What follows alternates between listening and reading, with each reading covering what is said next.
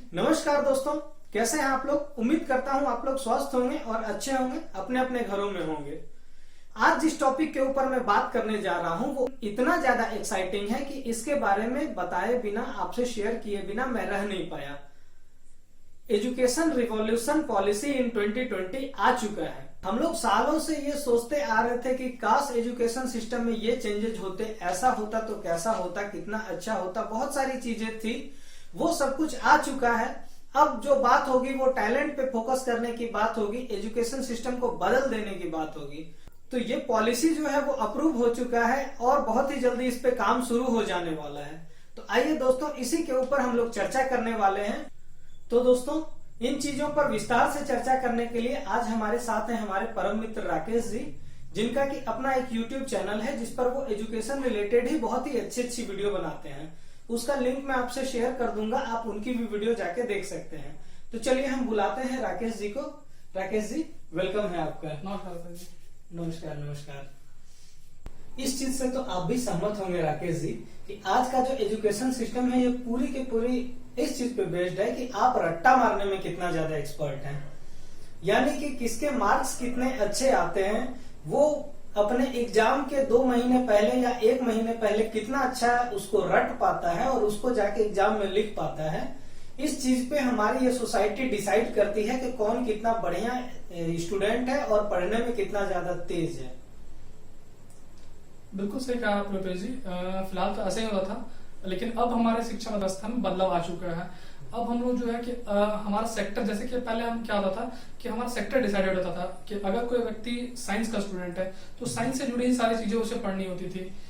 अगर कोई कॉमर्स का स्टूडेंट है तो वो साइंस का कोई प्रोडक्ट यूज नहीं कर सकता है। अगर कोई व्यक्ति है जो आर्ट्स में इंटरेस्टेड है तो वो आर्ट्स का बच्चा साइंस का या फिर मैथ्स का कोई भी सब्जेक्ट यूज नहीं कर सकता है। तो ये सारी चीजें अब बदलाव होने वाली हैं। बिल्कुल बिल्कुल। और साथ ही जैसे मान लीजिए आप लोग जानते होंगे, हम लोग भी बचपन में अगर हम अपने पेरेंट्स को बोलते थे कि हमें क्रिकेटर बनना है या गेमर बनना है या फिर यूट्यूब में अपनी करियर बनाना है या फिर कोई स्पोर्ट मुझे पसंद है, इन सब तरीके के जब अपने करियर को चूज करने की कोशिश करते थे तो पहला जवाब यही आता था कि इनसे किसी का पेट नहीं भरने वाला है और इनसे आपको कोई नौकरी नहीं मिलने वाली है, जिंदगी भर पछताएंगे, परेशान रहेंगे। तो सबसे बेहतर है कि पढ़ाई करें, अपने अच्छे अच्छे मार्क्स लाएं और अच्छी जगह पे नौकरी करें। तो ये सब चीज भी बदलने वाला है। जी रुपेश जी। और आप रुपेश जी एक और चीज को नोटिस करते होंगे कि अभी के सिस्टम में हमारा ये होता था कि अगर 70 या 80 बैच का 80 लोग का एक स्टूडेंट का एक बैच है, ठीक है, तो उसमें होता क्या था कि मात्र 5 या 10 स्टूडेंट होते थे, या फिर आप कह सकते हैं 10% स्टूडेंट ऐसे होते थे जो कि उस टॉपिक पे रियली इंटरेस्टेड होते थे। जैसे हमारे कॉलेज का टाइम जब हुआ करता था तो हम लोग देखते थे कि अगर हम लोग साइंस के स्टूडेंट है, अगर हमारा फिजिक्स में इंटरेस्ट है तो उस पूरे क्लास में अगर 100 बच्चों का क्लास है उसमें मात्र 5 या 10 ऐसे बच्चे होते थे जो कि रियली में इंटरेस्टेड होते थे इसमें। बाकी 70 या 80 बच्चे वो बैठ के उबासी ले रहे हैं, या फिर टीचर भी फिर क्या होता था कि फैकल्टी जो या पेरेंट्स या अदर जो अपने रिलेटिव हैं उनके प्रेशर में आके वो साइंस ले चुके रहते हैं, उनका कोई इंटरेस्ट रहता नहीं। जैसे कि हमारे साइंस में भी मेरा पर्टिकुलर इंटरेस्ट सिर्फ केमिस्ट्री में है, फिर फिजिक्स का जो वो पार्ट होता है वो उनको बोर लगता है, कोई मतलब नहीं बनता कि अगर मैं केमिस्ट्री यूज कर रहा हूँ तो मुझे फिजिक्स भी पढ़ना ही होगा। तो फिर अगर वो 70-80 बैच के जो पढ़ाते हैं जो प्रोफेसर है या जो डीन है आपके, वो भी परेशान होते हैं कि यार कि मैं किस पे फोकस करूँ, इन पे आप। तो अब उन सेक्टर में बदलाव होने वाला है। अब ऐसा होगा कि आपका जो क्लास होगा, आपका पूरा का पूरा क्लास जितने भी स्टूडेंट है वो सारे स्टूडेंट, फिजिक्स अगर है तो फिजिक्स के क्लास में फिजिक्स के बच्चे ही रहेंगे। टीचर भी इंटरेस्टेड होगा पढ़ाने में और स्टूडेंट भी पढ़ने में इंटरेस्टेड होगा। ये भी तो होता है कि आप देख रहे होंगे कि जब वो स्टूडेंट लोग जिनका कि उस सब्जेक्ट में इंटरेस्ट नहीं रहता है, वो जब डिग्री लेके निकलते भी या कॉलेज से बाहर तो उन्हें पता ही नहीं होता है कि आगे करना क्या है। बिल्कुल। अगर मान लीजिए उनको सरकारी नौकरी में जाना है तो फिर से उसको किसी अच्छे कोचिंग में जाके पढ़ाई करनी होती थी, ठीक है। अगर मान लीजिए इंजीनियरिंग में जाना है तो फिर से उनको वो सारी चीजों को पढ़ना होता था। बहुत जगह पे अपने जॉब को लेने के लिए MBA करना होता है साइड से, या फिर अदर लैंग्वेजेस सीखने होते हैं। तो ये सब समस्या का समाधान होने वाला है, क्योंकि इसके लिए शुरुआत से ही आपको एक स्ट्रक्चर तैयार करके दिया जाएगा। इसके अलावा एक और चीज होता है कि हम लोग सिर्फ फोकस करते हैं पढ़ाई पे, अपने मार्क्स अच्छे कैसे लाएं और अपना रिजल्ट्स को कैसे बेहतर करें, लेकिन लाइफ को कैसे जीना है, लाइफ को एंजॉय कैसे करना है, कैसे अपना ड्रीम्स बिल्ड करना है, कैसे एम्बिशियस बनना है, ये सब चीज बताया ही नहीं जाता है। आप एग्जाम्पल में देखे होंगे, जैसे कि हमारे पुराने जमाने में, महाभारत के जमाने में होता था कि बचपन में ही बता दिया जाता था, जैसे कि दुर्योधन को बचपन में ही बता दिया गया कि तुमको आगे चल के राजा बनना है। चाणक्य ने चंद्रगुप्त मौर्य को बचपन में ही एम्बिशियस बनना सिखा दिया था कि कैसे अखंड भारत का निर्माण करना है। ये सब चीज आज के दिन में संभव होता हुआ नहीं दिख रहा है। आपको सिर्फ राजा बनना, आपको और किसी चीज में मतलब फोकस नहीं करना है। ये चीज आज के दिन में संभव नहीं होता है। यहाँ तक कि बच्चों के पास ना तो मैनर्स होते हैं, न ही अपने वो पेरेंट्स की, रिलेटिव्स की रिस्पेक्ट कर पाते हैं। रिस्पेक्ट तो क्या छोड़िए, वो कभी कभार ऐसा भी होता है कि इंसान को इंसान समझना भी यहाँ पे मुश्किल हो जाता है। तो वो सब चीजें बचपन से ही सिखाई जाने वाली हैं। उन सारे क्षेत्रों में बदलाव आने वाला है। और एक और चीज हमारे सिस्टम में अभी चल रही है जो सबसे बड़ा प्रॉब्लम है, जैसे मान लीजिए कि आपको पता ही होगा कि हमारा एजुकेशन का जो एग्जाम सिस्टम हो तो फरवरी और मार्च में होता है। मान लीजिए कि जनवरी के बाद जो मौसम चेंज होता है, हल्की बारिश होती है, आपका तबियत खराब होता है, जैसे जो छोटे बच्चों के साथ अक्सर होता है कि आपका एन एग्जाम के टाइम में आपका तबियत खराब हो गया, या फिर आपके साथ कोई किसी के साथ भी हो सकता है जी, आपका या फिर आपके साथ कोई ऐसा एक्सीडेंट हो जाए या आपके फैमिली में कोई प्रॉब्लम हो जाए जिस कारण से आप एग्जाम ना दे पाए। तो अब वो ऐसे क्या होता था कि पहले आप एग्जाम नहीं दे पा रहे कारण आपको पूरा साल या फिर आपका जितना भी पढ़ाई है सब बेकार होता था। तो अब के सिस्टम में ऐसा चेंज आने वाला है कि अब आप उस एग्जाम को दोबारा दे सकते हैं। जैसा कि आपने देखा अभी AIEEE के एग्जाम में दोबारा हुआ, उसी तरह हमारे सिस्टम में ऐसा बदलाव किया गया है कि अगर आप एक बार एग्जाम देकर के इसमें मतलब नहीं दे पाते हैं, किसी का प्रॉब्लम हो जाता है, तो वो आप दोबारा भी एग्जाम देकर के उस चीज को अडॉप्ट कर सकते हैं। सही है। और इसके अलावा एक प्रॉब्लम जो आप देख रहे होंगे, जैसे कि साउथ के राज्यों में होता है, या फिर मान लीजिए कि राजस्थान चले जाइए, पंजाब चले जाइए, वहां के बच्चों के साथ सबसे बड़ा प्रॉब्लम क्या होता है कि उनको अपने रीजनल लैंग्वेज के साथ साथ अलग से और लैंग्वेज जैसे कि इंग्लिश हो गया, हिंदी हो गया, ये सब चीज सीखना कंपलसरी होता था, क्योंकि उसको पढ़े बिना वो एग्जाम्स में अच्छे नंबर तो ला ही नहीं सकते थे। बिल्कुल। तो इन सब चीजों पे भी काम होने जा रहा है, क्योंकि आगे जो है आप अपनी पढ़ाई को रीजनल लैंग्वेज में ही कंटिन्यू कर सकते हैं और उसी में आप एग्जाम भी दे सकते हैं। बिल्कुल। अभी ऐसा है कि आप जैसे मान लीजिए कोई बंगाली है या फिर कोई झारखंडी व्यक्ति है, तो मतलब वैसा है कि आप अपने रीजनल लैंग्वेज में भी मतलब जिससे क्या है रीजनल लैंग्वेज को बढ़ावा मिले, लोग अपने बच्चों को वो रीजनल लैंग्वेज में अपनी चीजों को अडॉप्ट जल्दी कर सके। बिल्कुल। इस चीज के लिए इस पे भी काम किया जा रहा है। यानी कि ओवरऑल देखा जाए तो उसके टैलेंट पे फोकस किया जाएगा, न कि वो कितना मार्क्स ला रहा है या वो कितना एग्जाम में लिख के आ रहा है, इस चीज पे फोकस किया जाएगा। जी बिल्कुल। अब रटने वाला सिस्टम खत्म होने वाला है। अब लोग रट करके अगर आप सोचेंगे 90 या 99% मार्क्स ले आएंगे तो वो चीज अब खत्म होने वाला है। बिल्कुल। अब सारा का सारा एजुकेशन सिस्टम बेस्ड होगा सिर्फ और सिर्फ आपके टैलेंट पे। और मुझे जहां तक लगता है कि इस एजुकेशन सिस्टम को इम्प्लीमेंट करने के लिए जो एग्जिस्टिंग टीचर हैं, प्रोफेसर हैं, उनको भी बदलना पड़ेगा। बिल्कुल रुपेश जी, उस पर भी काम करने की बात हो रही है। अभी ऐसा हमारे जो सिस्टम में बदलाव किया जा रहा है उसमें जैसे आप पहले क्या देखते थे कि जितने भी टीचर्स हैं, प्रोफेसर हैं, वो बहुत ही मतलब कि बोरिंग और मतलब कि कम पढ़े लिखे या फिर उस स्टैंडर्ड के पढ़ाई नहीं हो पाता था। पहले क्या था, अभी कम पढ़े लिखे हैं, छोटा सा एग्जाम आप गवर्नमेंट एग्जाम पास करते हैं और आपको टीचर की नौकरी मिल जाती है। तो अब क्या वेल एजुकेटेड टीचर्स होंगे, प्रोफेसर्स होंगे जो कि आपको अच्छी तरीके से एजुकेट कर पाए। वैसे टीचर्स को लाया जाएगा जो कि क्या नाम है ई लर्निंग पे फोकस कर सके। आपको अगर घर बैठे भी अगर एग्जाम देना है या फिर आपको पढ़ाई करनी है तो आप कैसे उस चीज को एडोरेबल बनाया जाए उसके लिए भी काम होने वाला है। सही है। तो ठीक है दोस्तों, चलिए हम लोग समझते हैं आसान भाषा में कि ये एजुकेशन पॉलिसी जो नई आई है इसमें क्या क्या चेंजेस आए हैं और इससे आप लोगों को कैसे फायदा होने वाला है। क्योंकि हम सभी के घर में अपने एक छोटे भाई बहन होंगे जो कि अभी स्टडी कर रहे होंगे या फिर किन्हीं के अपने बाल बच्चे होंगे जो कि आगे पढ़ने वाले होंगे। उन सभी का ड्रीम्स को पूरा करने के लिए एक पाथवे तैयार करके दिया जाने वाला है। तो इसके बारे में चलिए हम लोग डिटेल से जानते हैं।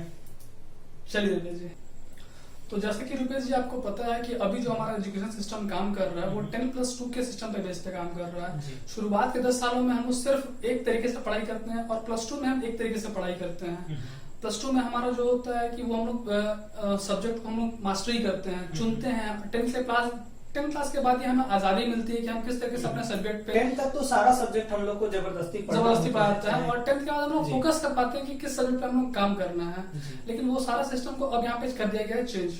अब जो हमारा एजुकेशन सिस्टम है वो इस तरीके से काम करेगा जो 5+3+3+4 पे काम करेगा। शुरुआत के 5 सालों में आपका नर्सरी, LKG, UKG 1 और 2 क्लास को ऐड किया जाएगा। इस सेक्टर में क्या है कि पेरेंट्स को भी कुछ गाइडलाइन होगी और बच्चों को ये सिखाया जाएगा कि आप कैसे उठते हैं, कैसे बैठते हैं, कुछ वर्ड्स, कुछ लैंग्वेजेस के बारे में सिखाया जाएगा।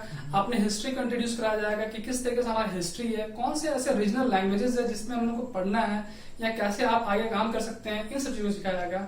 नेक्स्ट के जो 3 ईयर होंगे, जो कि होंगे आपका 4th, 5th और 6th, इन क्लास में आपको सिखाया जाएगा कि आप कैसे अपने ड्रीम्स पे काम कर सकते हैं, आपको क्या आगे करियर चूज करना है, कौन से सेक्टर में आप अपना काम करना चाहते हैं। जैसे मान लीजिए कि आपको इलेक्ट्रिशियन बनना है, ठीक है, तो आप अगर इलेक्ट्रिशियन बनना है तो आपको मतलब क्रिकेट में इंटरेस्ट है, कोई फायदा नहीं है, तो आपको फिर वहां बताया जाए कि आप अगर ये इलेक्ट्रिशियन का फील्ड चुनना चाहते हैं तो आपको क्या काम करना होगा, कौन से सब्जेक्ट चुनने होंगे नेक्स्ट क्लास के लिए। सही बात है। आप किस सेक्टर में काम करना चाहते हैं। आज के दिन में भी आप देख सकते हैं कि अगर 10 लोगों को पूछा जाए तो 10 में से 8 के पास ये जवाब नहीं होता है कि उसको लाइफ में करना क्या है। अभी भी आप देख लीजिए, मतलब आप कहा जाता है एक छोटा सा मतलब एक जोक ही है कि अगर आप पत्थर उठा करके मारो तो आप मतलब 10 में से मतलब 9 लोग आपको इंजीनियर मिलेंगे, और वो भी नॉन टेक्निकल। और इंजीनियर एक ऐसा बंदा होता है जो सब काम कर सकता है इंजीनियर के अलावा, ठीक है। हाँ। तो वो अब वो सारा चीज, वो सारा पहलू, वो सारा मजाक अब बदलने वाला है। अब लोगों को 6th क्लास तक ही ये मतलब 6th क्लास के अंदर तक ही आपको सारा माइंड ऐसा माइंडसेट तैयार कर दिया जाएगा कि आप किस तरीके से अपना सब्जेक्ट चूज कर सकते हैं, आप कौन सी फील्ड में पैशनेट हैं। अगर आप क्रिकेट में इंटरेस्टेड है, जस्ट सपोज कि आप क्रिकेट में इंटरेस्टेड है, तो फिर आपको ऐसा नहीं है कि अगर आपको म्यूजिक भी सीखना जरूरी है जी, आपको क्रिकेट में सीखने के लिए आपको कौन कौन से फील्ड चुनना होगा, आप कैसे स्टेप बाय स्टेप आगे बढ़ सकते, वो सारी व्यवस्था आपको 6th क्लास के अंदर कर चुका है जी। साथ ही ये भी है कि अगर मान लीजिए कि आज के दिन में हम लोग देखते हैं कि बच्चों के पास मैनर्स नहीं होते हैं, अपने से बड़ों की रिस्पेक्ट कैसे करें, रिलेटिव्स की रिस्पेक्ट कैसे करें, अपने दोस्तों के साथ कैसे व्यवहार करें, ये सब चीज नहीं पता होता है। बहुत सारे बच्चे तो ऐसे होते हैं जिनको कि ये भी नहीं पता होता है कि एक दुकान में जाके कुछ खरीदारी करके आना है तो वो कैसे करें, बोलना क्या है, वहां पे जाके बोलना क्या है। तो ये सब चीज भी जो है आपको उन 3 सालों में सिखा दी जाएगी। साथ ही इसके बाद का जो फेज आता है वो आता है 6, 7, 8 क्लास का। इसमें आपको इंट्रोड्यूस किया जाएगा जितने भी सारे सब्जेक्ट्स होते हैं जो कि हम लोग आज के दिन में पढ़ते हैं, वो सारे वहां पे आपको इंट्रोड्यूस किए जाएंगे। साथ ही वहां पे आपको इंट्रोड्यूस किया जाएगा कंप्यूटर कोडिंग। उसके अलावा बहुत सारे इंटर्नशिप कोर्स होंगे, वोकेशनल कोर्स होंगे। जैसे कि राकेश जी ने बताया कि अगर किसी को क्रिकेटर बनना है या फिर किसी को इलेक्ट्रिशियन बनना है तो इन सब चीजों का एक इंटर्नशिप कोर्स होगा, एक वोकेशनल कोर्स होगा। आप किसी एक पर्टिकुलर चीज को लेके आप अलग से पढ़ सकते हैं अपने सब्जेक्ट के साथ में, और वो भी उतना ही महत्व दिया जाएगा जितना कि किसी एक सब्जेक्ट को दिया जाता है। इसके बाद 9, 10, 11, 12 यहाँ इन 4 सालों में आपको सब्जेक्ट छोड़ दिया। जैसे कि मान लीजिए उस जो 6, 7, 8 का जो आपका है वो जो कोडिंग जो मतलब इतना इम्पोर्टेंट है, आने वाले समय में सारा कुछ टेक्निकल होने वाला है, ठीक है, जो कि हम लोग 12th के बाद सीखते थे जी, वो आपको 6th में ही कितना अमेजिंग बात है, ये मतलब बहुत बड़ी बात है। और दूसरी चीज ये है कि मतलब अगर आपका डिबेट में इंटरेस्ट है, जस्ट सपोज आपका डिबेट में इंटरेस्ट है, आपका सिंगिंग में इंटरेस्ट है, तो आप उससे रिलेटेड आप मतलब जितने भी इंटर्नशिप आप वो कर सकते हैं। मतलब कितनी बड़ी बात है, हम 12th तक भी इंटरेस्टिंग, मतलब कि 12th क्लास आप क्रॉस कर जाओ, आपको मतलब कि कुछ नॉलेज ही नहीं है। आप ऐसे भी लोग आपको मिलेंगे जो फिजिक्स का पढ़ाई कर चुके हैं, लेकिन आप उनको एक मतलब कि आपको सिर्फ एक सर्किट पूरा कर देने कहा जाए वो उनसे नहीं होता है, ठीक है। तो आप जब जब भी आप वैसे पढ़ाई के साथ साथ में आप मतलब प्रैक्टिकल ज्ञान ले रहे हैं तो उससे आपको क्या होता है कि आपका बेस और क्लियर हो जाता है, एक तो मजबूत होता है प्लस क्लियर होता जाता है। सही बात है। और हम लोग जहां तक सुनते आते थे कि बहुत सारे ऐसे कंट्रीज है जहां पर कि म्यूजिक को भी या डांस को भी एक सर्टिफिकेट दिया जाता था, जो कि इंडिया में अभी तक पॉसिबल नहीं था। वो सब चीज मिलने वाला है। उसे एक सब्जेक्ट जैसा मान्यता दी जाएगी। बिल्कुल, उसे एक सब्जेक्ट के जैसे मान्यता दी जाएगी और उसमें आप सर्टिफिकेशन भी ले सकते हैं, उसमें आप आगे करियर भी बना सकते हैं। यानी कि जो अदर कोर्सेज करके और करियर बना रहे हैं और जो वहां से पैसे कमा रहे हैं, वही पैसे आप आगे चल के आप वोकेशनल कोर्स को या फिर जो एक्स्ट्रा करिकुलर एक्टिविटी वाले कोर्स हैं उनसे भी आप उतना ही कमा सकते हैं। साथ ही जब इसके आगे का जो फेज देखा जाए 9, 10, 11, 12, यहाँ पे आपको चूज करने का मौका मिलेगा कि आप कौन सा सब्जेक्ट पढ़ना चाहते हैं, लाइफ में आगे क्या करना चाहते हैं, और यहाँ से आप अपना मन मुताबिक कोई भी सब्जेक्ट चूज करिए और आप उसमें पढ़ाई करिए।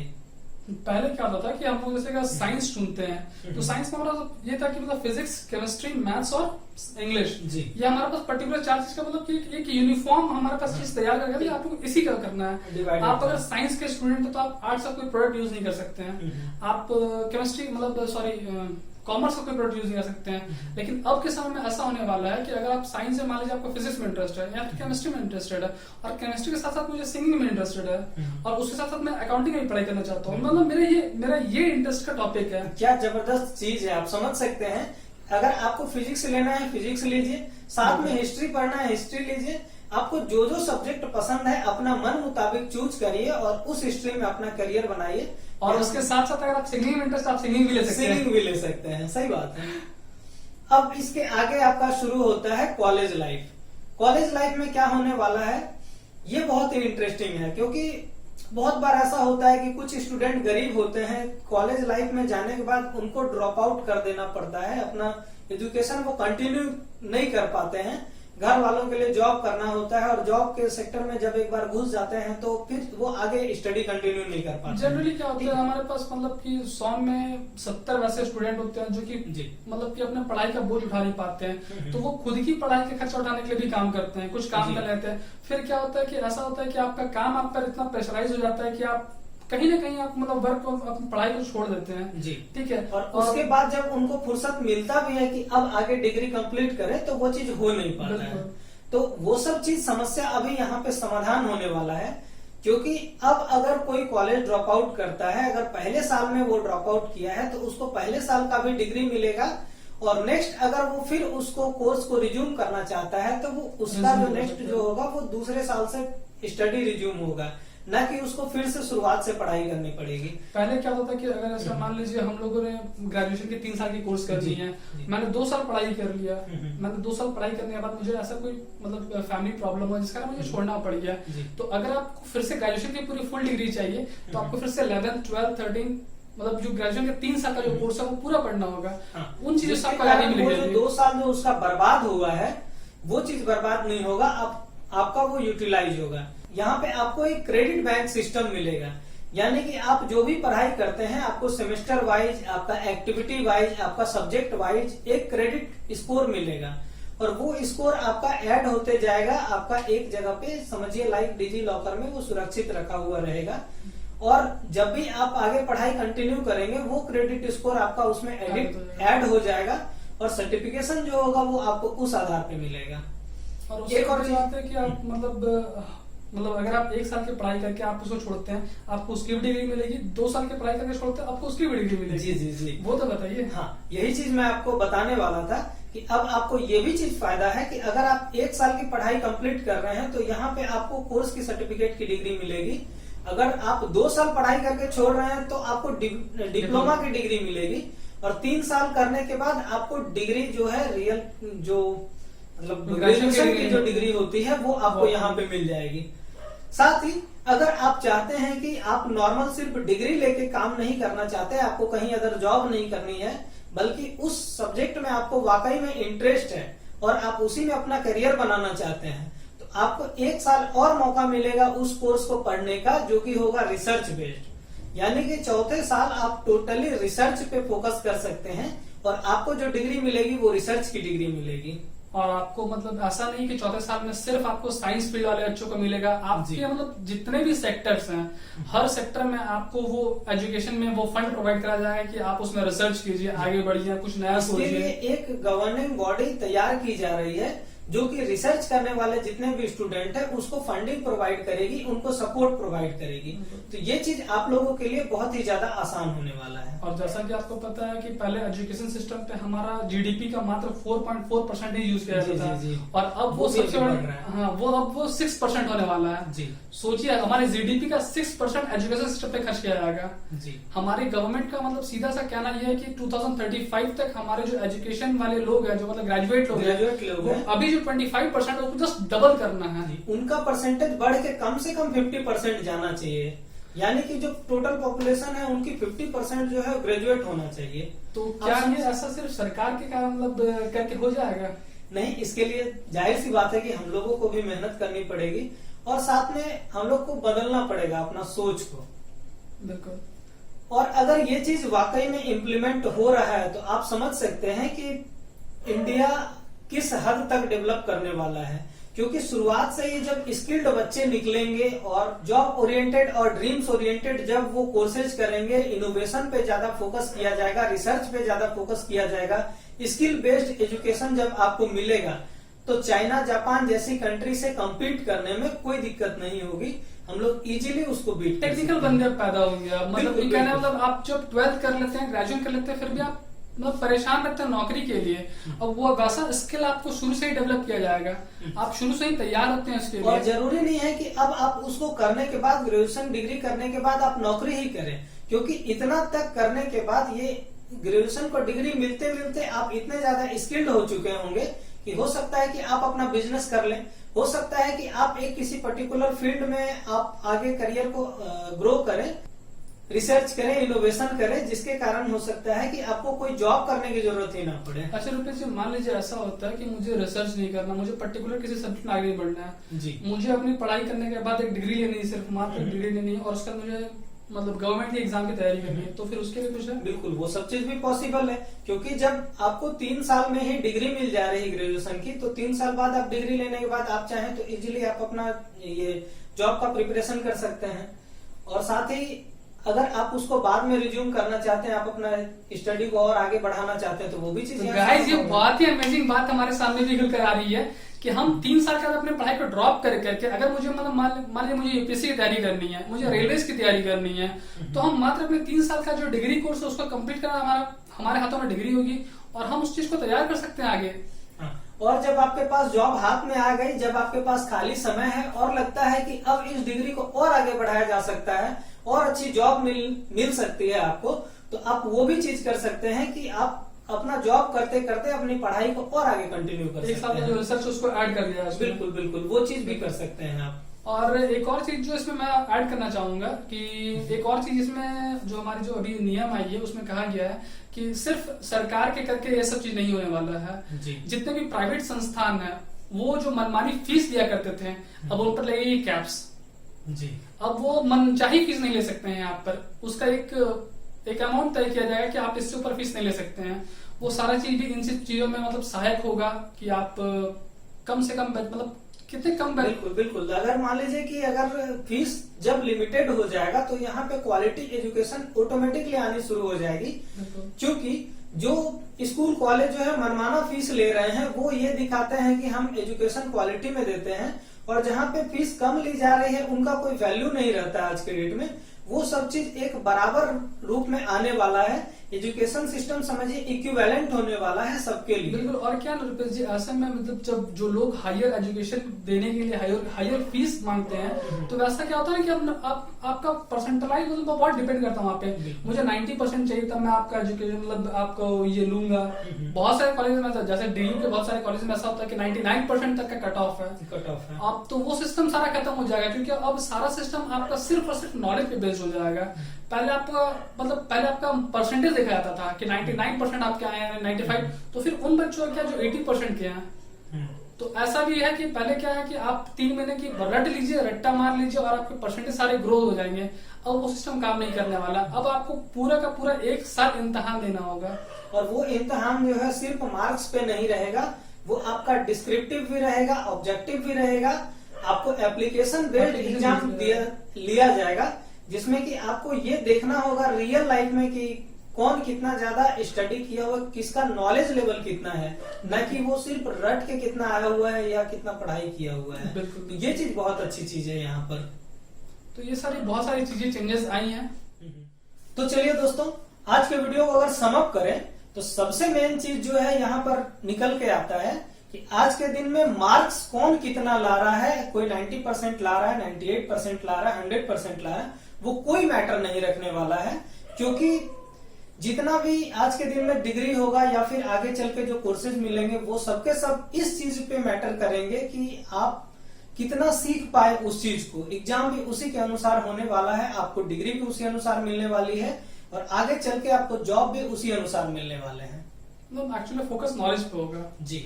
सेकेंड चीज जो हम लोग इस कंक्लूजन पे निकले हैं वो है फी। ठीक है, अब जो है आपका फी जो है वो उस पर लगेगी कैप्स।